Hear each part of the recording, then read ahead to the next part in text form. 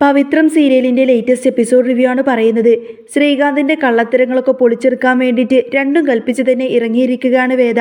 വിക്രമിനെ സുരക്ഷിതമായി തന്റെ വീട്ടിലേക്ക് എത്തിച്ച വേദ തന്റെ കട്ടിലിൽ ഒരു കൊച്ചു കുഞ്ഞിനെ നോക്കുന്നത് പോലെ അവനെ നോക്കിയിരിക്കുകയാണ്. അവർക്കിടയിലെ സ്നേഹം ഇപ്പോഴും വല്ലാതെ കൂടിയിട്ടുണ്ട്. കുറെ നാൾ അകന്നു നിന്നതിന് ശേഷം ഒന്നായപ്പോൾ ആ സ്നേഹം പ്രകടിപ്പിക്കാൻ രണ്ടുപേർക്കും വാക്കുകളില്ലായിരുന്നു. വേദയില്ലാതെ വിക്രമിനും വിക്രമില്ലാതെ വേദക്കും ജീവിക്കാൻ പറ്റില്ല എന്ന് അവർക്ക് മനസ്സിലായി കഴിഞ്ഞു. ഇതേ സമയം വിക്രമിനെ എങ്ങനെയെങ്കിലും പൊക്കാൻ വേണ്ടിയിട്ട് ശ്രീകാന്ത് വാസവനോട് പ്ലാൻ ഇടുകയാണ്. ഒളിച്ചിരിക്കുന്ന വിക്രമിനെ പുറത്തു കൊണ്ടുവരണമെങ്കിൽ അവൻ ഏറ്റവും കൂടുതൽ സ്നേഹിക്കുന്നവരെ വെച്ച് കളിക്കണമെന്നും അവൻ്റെ അച്ഛനെയും അമ്മനെയും അവന് അത്രമാത്രം ജീവനാണെന്നും അവർക്ക് എന്തെങ്കിലും പറ്റിയാൽ അവൻ ഓടി വരുമെന്നും ശ്രീകാന്ത് പറഞ്ഞു കൊടുത്തു. ഇത് കേട്ട വാസവൻ ഉറപ്പിച്ചു പറയാണ്, എൻ്റെ മകനെ കൊന്നവനെ ഏത് വഴിയിലൂടെ ആയാലും ഞാൻ അവനെ മുന്നിലെത്തിക്കുമെന്ന്. അല്ലാതെ ഈ വാസവൻ ഉറക്കമില്ല. ഇത് കേട്ട് ശ്രീകാന്ത് ഉള്ളിലൊന്ന് ചിരിച്ചു നിൽക്കുകയാണ്. ഈ സമയം വേദ വിക്രം ഉറങ്ങുന്നത് നോക്കി നിൽക്കുമ്പോൾ അവൻ പെട്ടെന്ന് കണ്ണു തുറന്ന് ചോദിക്കുന്നുണ്ട്, നീ ഞാൻ ഉറങ്ങിയെന്ന് കരുതിയോ എന്ന് ചോദിക്കും. അന്നേരം ഉറങ്ങുകയായിരുന്നില്ലേ എന്ന് വേദ തിരിച്ചു ചോദിക്കാണ്. വരുണനെ കൊന്നത് ആരാണെന്ന് കണ്ടുപിടിക്കുന്നത് വരെ തനിക്ക് ഉറക്കമില്ല എന്നും സ്വന്തം അനിയനെ പോലെയാണ് അവനെ കണ്ടതുമെന്നും വിക്രം പറയുന്നു. ദീപ്തി വരുണിനെ ഇഷ്ടപ്പെടാൻ കാരണം അതാണ് എന്നും അവളെ എങ്ങനെയെങ്കിലും നമ്മുടെ വശത്താക്കണമെന്നും വേദ പറയുന്നുണ്ട്. ദീപ്തി കൂടെയുണ്ടെങ്കിൽ ശ്രീകാന്തിൻ്റെ കള്ളത്തരങ്ങൾ പുറത്തു കൊണ്ടുവരാൻ എളുപ്പമായിരിക്കും. തൻ്റെ ഏട്ടനാണ് വരുണിനെ കൊന്നത് എന്ന് നീ വിശ്വസിക്കുന്നുണ്ടോ എന്ന് വിക്രം ചോദിക്കുമ്പോൾ, അറിയില്ല, എനിക്കൊരു സംശയമുണ്ട് എന്നായിരുന്നു വേദയുടെ മറുപടി.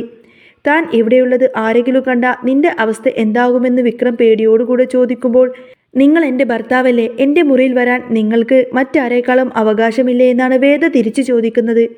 താഴെ കിടക്കാൻ പോയ വേദയെ വിക്രം തൻ്റെ അരികിലേക്ക് വിളിച്ചിരുത്തി. എൻ്റെ സമ്മതമില്ലാതെ ഞാൻ നിന്നെ തൊടില്ല എന്ന് വിക്രം ഉറപ്പു നൽകിയപ്പോൾ പേടിയൊന്നുമില്ല എന്ന് പറഞ്ഞ് വേദ അവൻ്റെ അരികിൽ തന്നെ കിടന്നു. അങ്ങനെ രണ്ടുപേരും മുഖാമുഖം നോക്കി കിടക്കുന്ന സമയത്തിനെ പതിയെ ഉറക്കത്തിലേക്ക് അങ്ങ് വഴുതി വീണു.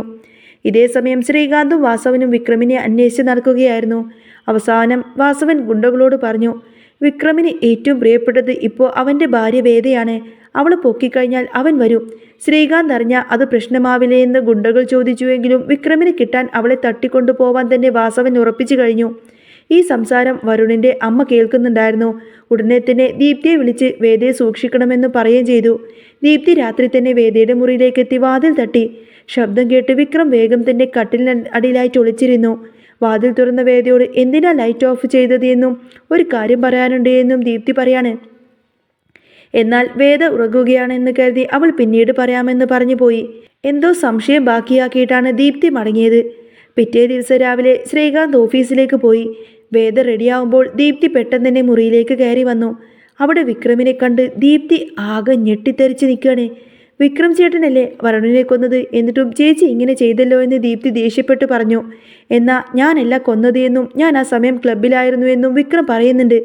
വരുൺ മരിക്കുന്നതിന് മുൻപ് തൻ്റെ അമ്മയോട് വിക്രമല്ല തന്നെ കുത്തിയത് എന്ന് പറഞ്ഞിരുന്നു എന്ന സത്യം വിക്രം വെളിപ്പെടുത്തിയപ്പോൾ ദീപ്തിക്ക് ശരിക്കും അത് വിശ്വസിക്കാനായില്ല. ഉടനെ തന്നെ അമ്മയെ വിളിച്ച് കാര്യം തിരക്കിയപ്പോൾ അത് സത്യമാണെന്ന് ദീപ്തിക്ക് ബോധ്യപ്പെട്ടു. വിക്രം നിരപരാധിയാണെന്ന് മനസ്സിലാക്കിയ ദീപ്തി ക്ഷമ ചോദിക്കുകയും കൂടെ നിൽക്കാമെന്ന് ഉറപ്പു നൽകുകയും ചെയ്തു. വാസവന്റെ ഗുണ്ടകൾ വേദയെ പിടിക്കാൻ നോക്കുന്നുണ്ട് എന്ന് ദീപ്തി മുന്നറിയിപ്പ് നൽകി.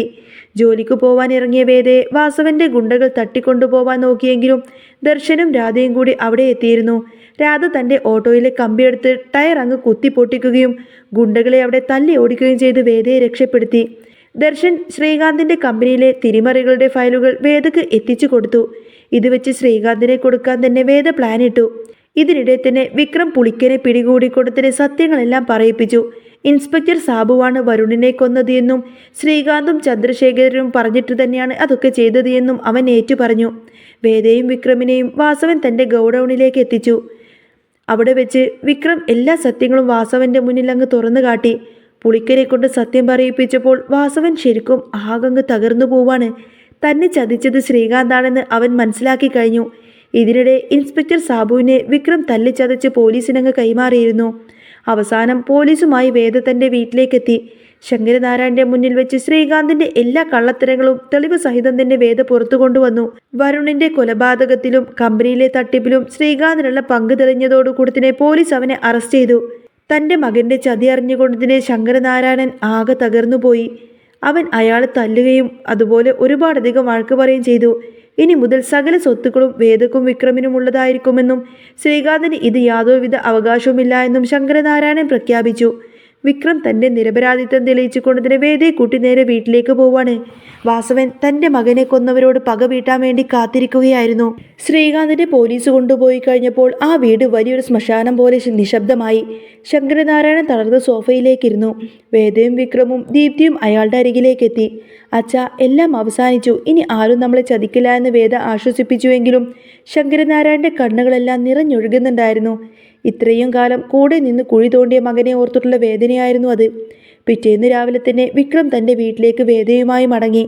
കമലമ്മയും മാഷും അവനെ കെട്ടിപ്പിടിച്ച് പൊട്ടിക്കരയുന്നുണ്ട്. വിക്രമിൻ്റെ കൂടെ വേദയെ കണ്ട സമയത്തിന് രണ്ടുപേർക്കും ഒരുപാടധികം സന്തോഷമായി. നാട് മുഴുവൻ കൊലപാതകി എന്ന് മുദ്ര കുത്തിയ മകൻ നിരപരാധിയാണെന്ന് തെളിഞ്ഞതിൻ്റെ ആശ്വാസത്തിലായിരുന്നു അവർ. വിക്രം മാഷിൻ്റെ കാൽക്കൽ വീണ് അനുഗ്രഹം വാങ്ങിച്ചു. മോനെ, സത്യം എപ്പോഴും ജയിക്കുമെന്ന് നീ തെളിയിച്ചു കഴിഞ്ഞു എന്ന് മാഷ് വിതുമ്പലോടെ പറയാണ്. ഇതേ സമയം ജയിലിൽ കടന്ന് ശ്രീകാന്ത് പതറുകയായിരുന്നു. തൻ്റെ സാമ്രാജ്യം തകർന്നത് അവന് വിശ്വസിക്കാനായില്ല.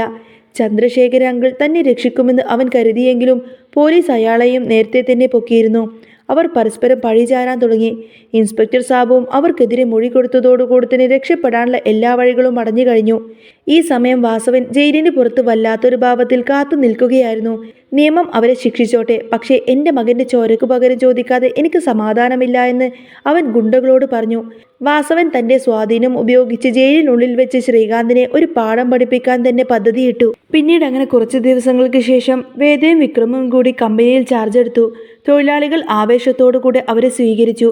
പഴയ അഴിമതികളെല്ലാം തന്നെ തുടച്ചു നിർത്തി കമ്പനിയെ നേരാ വഴിക്ക് നടത്താൻ വേണ്ടിയിട്ട് തന്നെ അവർ തീരുമാനിച്ചിരുന്നു. ദീപ്തിയും അവർക്കൊപ്പം ഓഫീസിൽ ജോലിക്കെത്തി. ഉദ്ഘാടന ദിവസം ജനക്കൂട്ടത്തിനിടയിൽ ഒളിച്ചിരിക്കുന്ന ഒരു ഗുണ്ട വിക്രമിന് നേരെ വെടിയുയർത്താൻ നോക്കിയപ്പോൾ അപ്രതീക്ഷിതമായി വാസവൻ അവിടെ പ്രത്യക്ഷപ്പെടുന്നു. ആ ഗുണ്ടയെ തടയുന്നതിനിടയിൽ തന്നെ വാസവന് വെടിയേൽക്കുന്നു. മരിക്കുന്നതിന് മുൻപ് തന്നെ വാസവൻ വിക്രമിന്റെ കൈപിടിച്ചു പറഞ്ഞു, എൻ്റെ മോൻ പോയപ്പോൾ നിന്നെ കൊലപാതകയാക്കാൻ നോക്കിയ ഈ പാപിക്ക് ദൈവം തന്ന ശിക്ഷയാണ് ഇത് എന്ന്. നീ എൻ്റെ മകനെ പോലെയാണ്. വേദയെ നന്നായി നോക്കണം. വാസവന്റെ മരണം ആ കുടുംബത്തെയാകെ ഉലച്ചു കളഞ്ഞു. മാസങ്ങൾക്ക് ശേഷം എല്ലാ കരിനിഴലുകളും മാറി.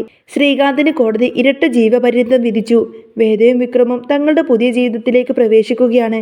വിക്രമിൻ്റെ വീട്ടിലെ പൂമുഖത്തിരിക്കുമ്പോൾ വേദ ചോദിക്കുന്നുണ്ട്, ഇനിയെങ്കിലും നമുക്ക് സമാധാനമായിട്ട് ജീവിക്കാമല്ലോ അല്ലേ വിക്രം? വിക്രം അവളുടെ കൈ ചേർത്ത് പിടിച്ച് പുഞ്ചിരിച്ചുകൊണ്ട് പറഞ്ഞു, ഇനി സ്നേഹം മാത്രം. പവിത്രമായ നമ്മുടെ ഈ ബന്ധം എന്നും ഇങ്ങനെ തന്നെ ഉണ്ടാവും. മനോഹരമായ ഒരു സായാഹ്നത്തിൽ വിക്രമിൻ്റെയും വേദയുടെയും ഒന്നിക്കലോടുകൂടെ തന്നെ പവിത്രം ഇനി അടിപൊളി സൂപ്പർ രംഗങ്ങളിലേക്കാണ് കേട്ടോ വരാൻ പോകുന്നത്. അപ്പോൾ നിങ്ങൾക്ക് ഈ ഒരു ചാനൽ ഇഷ്ടമാവുകയാണെങ്കിൽ സബ്സ്ക്രൈബ് ചെയ്യാനും സപ്പോർട്ട് ചെയ്യാനും മറക്കല്ലേ. നെക്സ്റ്റ് വീഡിയോ ഉടനെ വരാം. ബൈ.